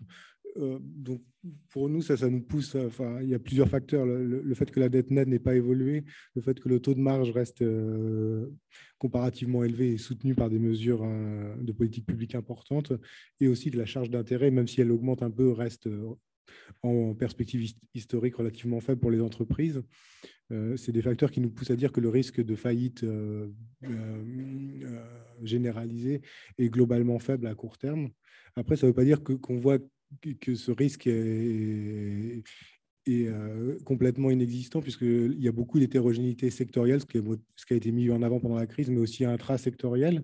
Et nous, ce qu'on propose dans le rapport pour faire face à ces risques, c'est de mettre l'accent sur la prévention des risques de faillite avec un suivi financier renforcé des entreprises et aussi une amélioration des procédures de faillite pour permettre plus de réallocation au sein de l'économie. Je vais essayer aussi de répondre aux quelques points qui ont été soulevés. D'abord, je vous remercie vraiment beaucoup pour les commentaires et je pense vraiment qu'on partage beaucoup de points de vue. Donc, pour revenir peut-être sur cette idée du prix implicite, C'est vrai qu'en fait, on n'a pas de données, en tout cas aujourd'hui à l'OCDE, on a une mesure d'un prix explicite. Donc, quand on parle de prix du carbone ou de prix effectif ou tarification du carbone, on parle vraiment de taxes et donc d'un prix explicite. Par contre, on est tout à fait aligné sur cette idée qu'il y a effectivement donc un prix implicite. Donc, quand on parle de normes, d'interdictions, même d'instruments aussi d'aide à l'achat, dans ce cas-là, on pourrait considérer ces instruments comme quelque chose qui réduit ce prix implicite. Donc, non, je pense qu'on est vraiment aligné aussi sur ce point de vue-là. C'est juste, malheureusement, on n'a pas de données. C'est quelque chose qui n'est pas, en tout cas, quantifié aujourd'hui. Mais on est tout à fait d'accord qu'il faut aussi prendre ces éléments en compte et donc ne pas se focaliser exclusivement sur la tarification et le prix explicite. On a aussi un peu parlé donc, du secteur des transports où on voit justement que c'est le secteur où le taux le plus élevé, la part la plus élevée des émissions sont couvertes en fait, par un prix explicite, juste, et malgré ça, on voit que les émissions continuent d'augmenter. Mais bon, c'est quand même un exemple très particulier, le transport, parce qu'on sait que c'est un secteur où l'élasticité prix, donc là, je vais traduire dans l'anglais, j'espère correctement, c'est un secteur où l'élasticité prix donc, est moins élastique que d'autres secteurs. S'il n'y a pas d'alternative, en fait, en termes de transport en commun, malheureusement, on n'a pas le choix. Donc, même si le prix explicite est élevé, on continuera à utiliser les transports. Donc, c'est un des points critiques, on va dire, de ce secteur. Pour l'élargissement du système européen d'échange de quotas aux bâtiments et aux transports, donc c'est quelque chose sur lequel il y a une petite référence à ça dans le rapport. On ne s'est pas étendu sur ce sujet parce qu'on voulait vraiment se concentrer sur les problématiques qui étaient spécifiques à la France et donc faire des recommandations qui sont spécifiques à la France. Mais c'est quelque chose, bien sûr, où on dit en attendant que ce soit étendu donc, au niveau européen, qu'est-ce qu'on peut faire en France pour essayer de réduire les émissions. Sur l'acceptabilité, donc très rapidement, je pense qu'une des questions donc, de cette enquête OCDE était justement est-ce que vous favoriserez l'utilisation des recettes de la taxe carbone pour baisser les impôts sur les entreprises? Ce n'était pas forcément les charges, c'était impôts, voilà. C'est ça. Et donc là, par contre, on voit qu'il n'y a pas un effet aussi grand comme quand on offre l'alternative de les transports en commun ou baisser les impôts sur le revenu. Voilà, donc, mais c'est quelque chose qui a quand même été sondé au moins sur to some extent, comme on dit en anglais. Voilà. Pour le nucléaire, bon, je ne vais pas trop m'allonger aussi parce qu'on veut vraiment laisser le temps donc, pour voir s'il y a d'autres questions. Vous avez parlé aussi du bonus-malus d'incorporer le poids. Donc, il me semble que c'est quelque chose qui devrait en tout cas être mis en place à partir de 2023 en partie. Voilà, exactement. Donc, exactement. Donc, il y a donc l'introduction d'un malus pour les véhicules très lourds et donc on souligne dans le rapport qu'on trouve que c'est une avancée positive. Donc, si vous suggérez même d'aller plus loin et d'avoir vraiment un bonus-malus pour le poids, je trouve que c'est une très bonne idée. Et donc, c'est clairement quelque chose qui devrait aussi être considéré. Voilà. Je vais inviter les personnes dans l'audience à signaler si elles veulent poser une question. Nous avons notamment Eric Alauzet alors, en visio qui souhaite poser une question. On va peut-être passer la parole à Eric Alauzet pour poser la question.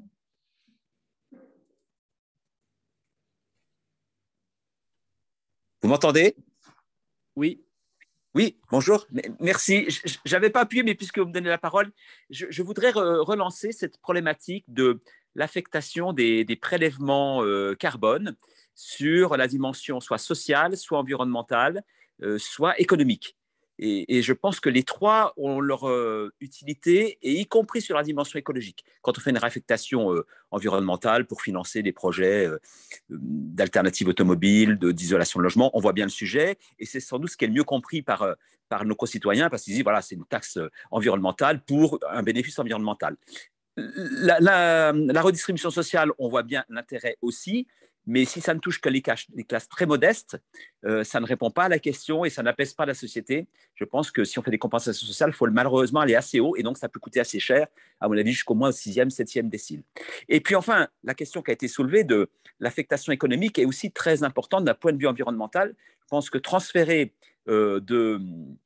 la taxe carbone vers un allègement des charges pesant sur le travail a aussi son sens écologique en plus d'avoir un sens économique. Donc je pense que la question est largement ouverte. Je pense qu'il faut garder les 3 items dans le débat. Peut-être qu'il faut les 3 d'ailleurs en même temps. Je ne sais pas trancher la question. Mais en tout cas, cette idée qu'il y aurait forcément le double dividende, ça voudrait dire qu'une taxe environnementale vers l'environnement ne me semble pas forcément devoir s'imposer, y compris d'un point de vue strictement environnemental. Voilà ma contribution au débat.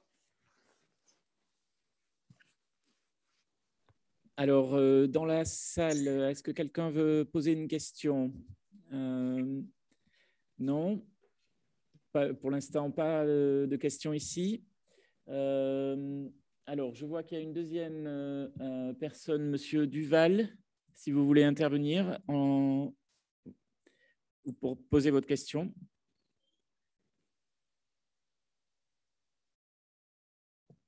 Oui, bonjour, vous m'entendez ? Vous m'entendez ? Oui. Oui, on vous entend. Bien, parfait, je vous remercie. Merci pour cette présentation.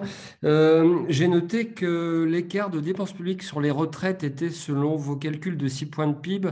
J'ai souvenir du rapport de la Cour des comptes de juin dernier qui évaluait cette différence à 2,2 points de PIB, ce qui nous fait un écart entre les deux rapports de près de 4 points de PIB. Je voudrais savoir si vous pouvez expliquer cette différence. Et je souhaiterais savoir aussi si vous avez évalué le niveau de prélèvement obligatoire pesant sur les entreprises françaises comparé aux autres pays de l'OCDE, niveau de prélèvement obligatoire rapporté à la valeur ajoutée, par exemple.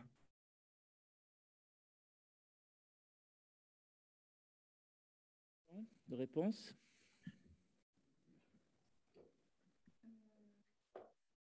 En gros, j'avais compris que c'était plus un commentaire qu'une question, mais je pense que voilà, donc c'est quelque chose sur lequel l'utilisation des recettes, on n'est pas non plus tablé sur. Il faut être exclusif dans le sens où on va utiliser les recettes pour seulement un de ces aspects, ou la compensation sociale, ou l'investissement public dans les infrastructures vertes. Donc, on est tout à fait d'accord qu'en fait, il faut vraiment maintenir une optique de, pourquoi pas, répartir donc en plusieurs aspects. On parlait tout à l'heure des exemples d'autres pays de l'OCDE, et dans le rapport, on parle notamment de l'exemple de la Suisse, non seulement sur le mécanisme d'ajustement automatique de la taxe carbone, mais aussi quant à l'utilisation des recettes. Donc, par exemple, en Suisse, donc, elle est divisée en 3 parties. Les recettes de la taxe sont divisées en 3 parties, et par exemple, il y a un tiers des recettes qui est utilisé pour compenser tous les ménages, donc peu importe quel est donc leur niveau de revenu, ils sont tous compensés donc avec des primes d'assurance santé qui sont plus faibles que ce qu'elles seraient sans cette compensation. Il y a aussi un tiers qui est utilisé donc dans les infrastructures de transport, et un autre tiers qui est utilisé dans la rénovation des bâtiments. Donc là, c'est parce qu'il y a vraiment une affectation en fait juridique.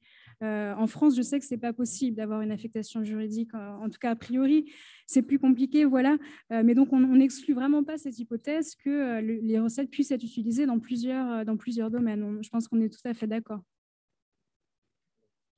Merci. Alors, je signale aussi pour les personnes qui sont en visio que vous pouvez, si vous préférez, mettre dans le chat votre question. Mais si vous levez la main, je vous passerai la parole. On a une question de Sylvie Montou ici dans l'audience. Sylvie, on va te passer un micro.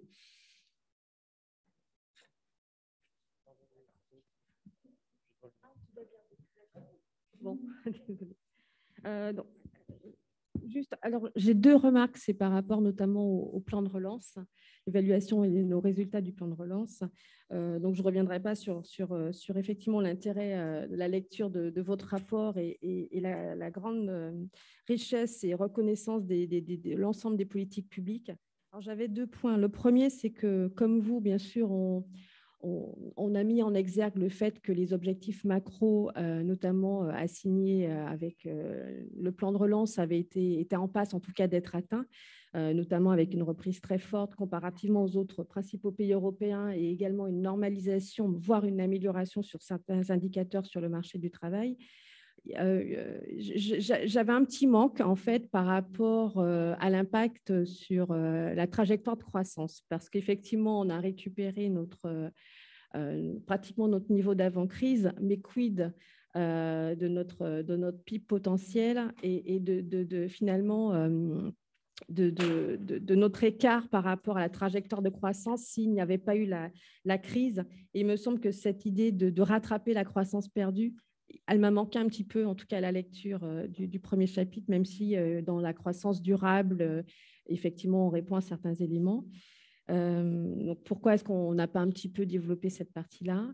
Sur la partie transition écologique, on partage de nombreux constats. Il y a un point néanmoins, je pense qu'il faut qu'on soit un peu vigilant sur les formulations, enfin, en tout cas sur les recommandations. Je ne pourrais pas dire trop de choses, mais sur cette question en particulier, où vous dites qu'effectivement, c'est important que les bonus et les aides soient conditionnés, notamment à l'efficacité énergétique minimale, et le fait qu'il faudrait peut-être accompagner des contrôles et accompagner davantage les travaux de plus grande envergure. Il faut quand même rappeler que pour la rénovation énergétique, aussi bien des bâtiments privés et des bâtiments publics, c'est dans la conception même des forfaits, c'est des éléments qui sont pris en compte. Si on prend par exemple MaPrimeRénov', le montant des bonus et le montant des forfaits dépend de l'efficience énergétique des gestes, qui sont estimés de manière théorique. Par ailleurs, si on regarde la rénovation énergétique des bâtiments publics, dans les critères de sélection des projets, il y avait bien sûr le critère de rapidité et de délai d'exécution, mais il y avait aussi un critère qui était aussi important, qui était celui sur l'impact environnemental théorique et attendu des effets. Donc ça c'est voilà, même si on est… Et un autre point, c'est que si on prend typiquement les rénovations globales, dans le dispositif Habiter mieux sérénité, on a un objectif en termes d'efficacité énergétique des rénovations attendu de 35%. Dans MaPrimeRénov', pour les ménages supérieurs, on a un taux de 55%. Et se pose d'ailleurs la question, et c'était toute la difficulté, on peut partager effectivement l'idée qu'il faut un critère minimal pour les travaux d'envergure et un accompagnement qui soit meilleur, mais il y a un vrai débat autour du bon seuil, et il n'est rien d'évident, puisqu'il se peut que le taux qui est notamment inséré dans MaPrimeRénov' est certainement trop exigeant et a peut-être un effet d'éviction. Voilà, je ne vais pas être trop longue.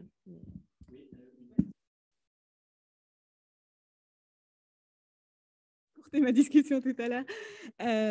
Mais c'est vrai que donc, sur la question de la rénovation, vous vous concentrez dans le rapport sur les rénovations globales.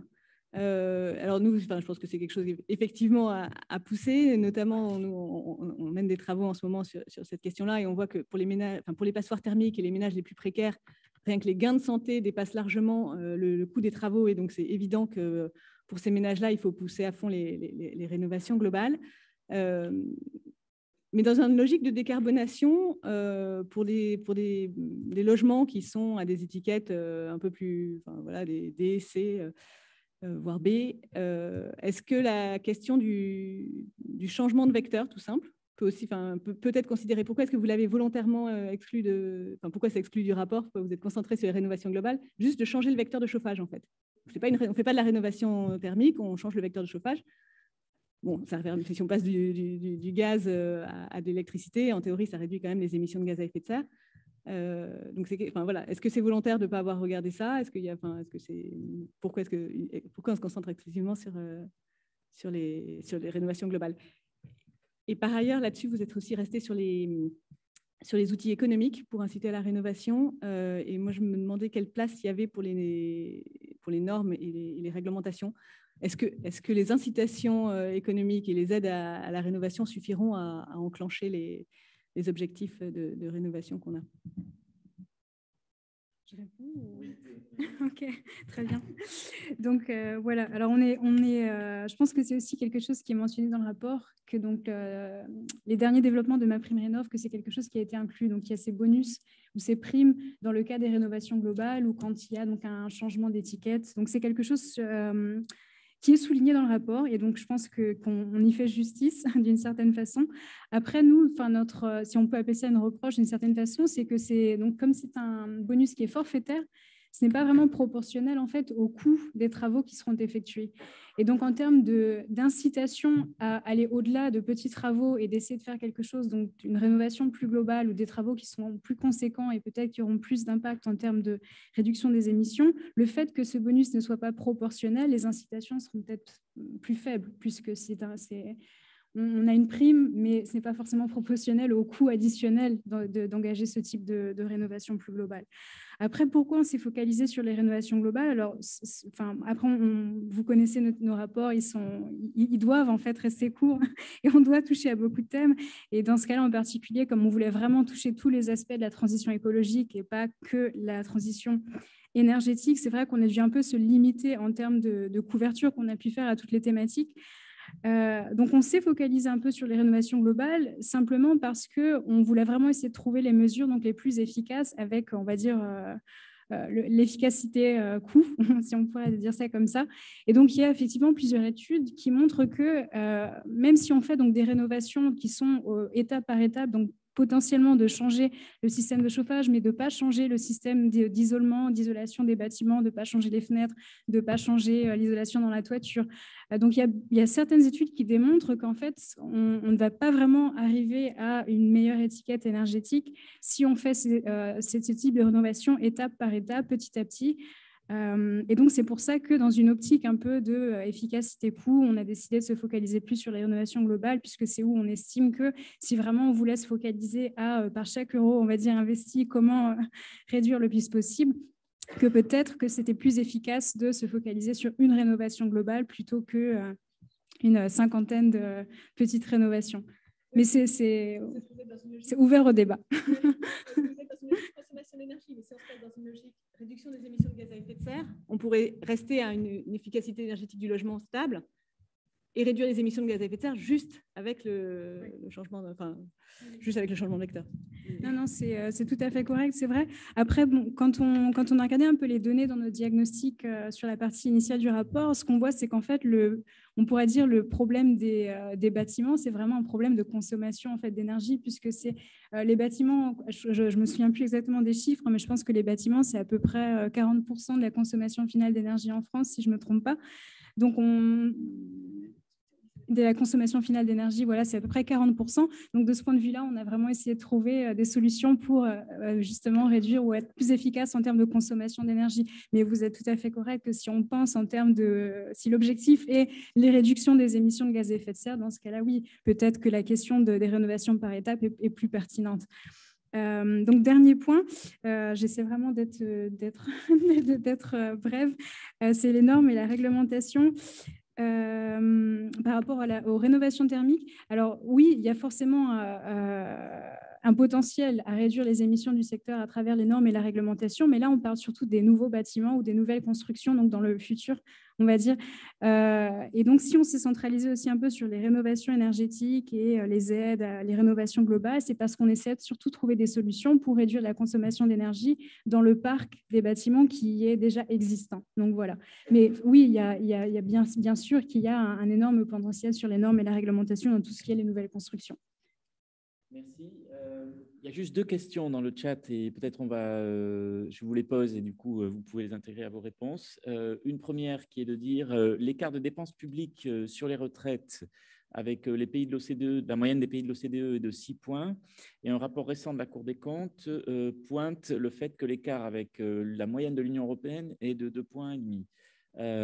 Donc, la question est comment on explique cet écart? Bon, probablement parce que les pays de l'OCDE qui ne sont pas dans l'Union européenne ont des dépenses de retraite moins importantes. Je vous laisserai répondre sur ce point. La deuxième question, c'est avez-vous calculé le taux de prélèvement obligatoire sur la valeur ajoutée des entreprises en comparaison de la France et des autres pays?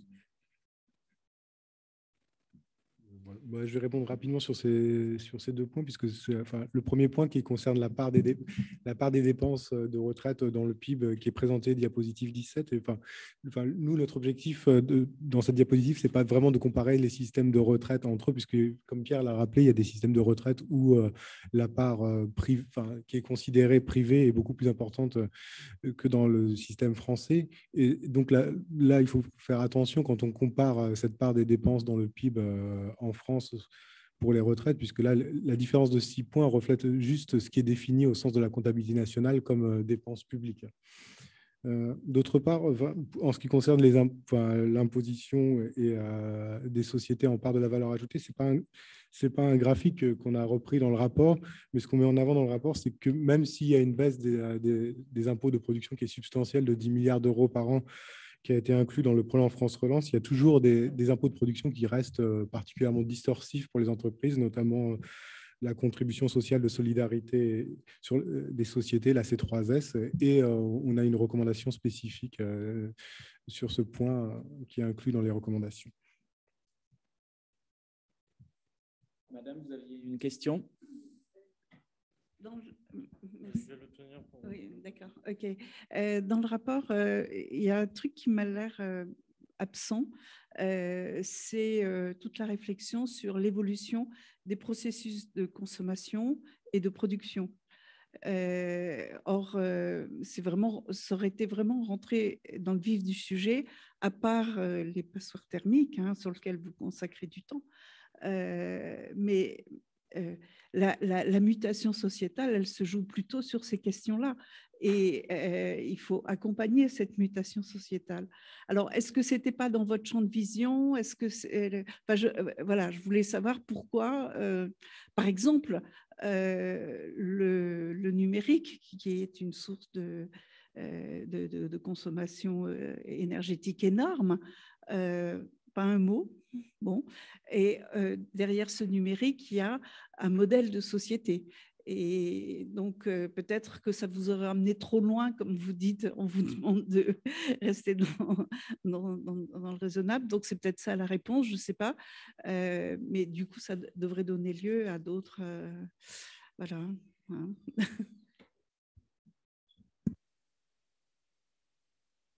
Après, je vous laisse conclure également, puisque nous avons quand même dépassé déjà le temps que nous étions attribués. Donc voilà, je vous laisse répondre et puis éventuellement dire quelques mots de conclusion. Très bien. Donc, merci beaucoup pour votre question. Très rapidement, donc, par rapport au numérique, ce n'est pas donc, volontairement oublié, c'est juste que le numérique, en fait, ce n'est pas vraiment avéré, en tout cas d'un point de vue objectif ou on pourrait dire scientifique, quel est l'impact net du numérique. Parce qu'effectivement, le numérique va aussi gérer donc, des émissions de gaz à effet de serre, c'est sûr et certain, mais par contre, il y a aussi beaucoup de bénéfices par rapport au numérique. Quand on parle par exemple des visioconférences ou je vois nous à l'OCDE, on a énormément de missions normalement à l'étranger. Si on fait de plus en plus donc, de missions à travers la visioconférence, il y a moins de voyages d'affaires. Question de design, d'architecture du numérique.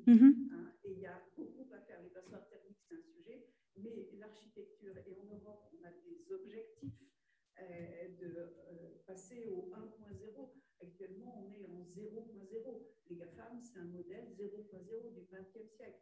Centralisateur, etc.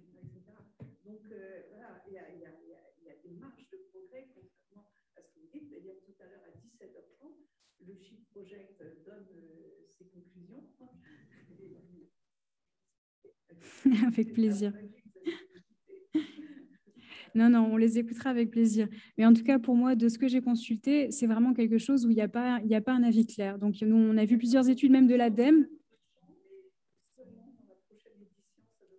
Potentiellement, mais en tout cas, les études que j'avais consultées, notamment des études de l'ADEME, on voit que de ce qu'on avait vu, voilà, c'est sûr qu'il y a encore des progrès à faire, c'est sûr qu'il y a des choses qu'on peut améliorer, mais en tout cas, je dirais le bénéfice net, pour moi, n'est pas encore très, très clair dans si ça va vraiment améliorer les choses ou ça pourrait éventuellement les rendre pire en pire. Et la première partie de la question, c'était sur les changements de comportement. Sur ça, donc, il faut vraiment que je me dépêche.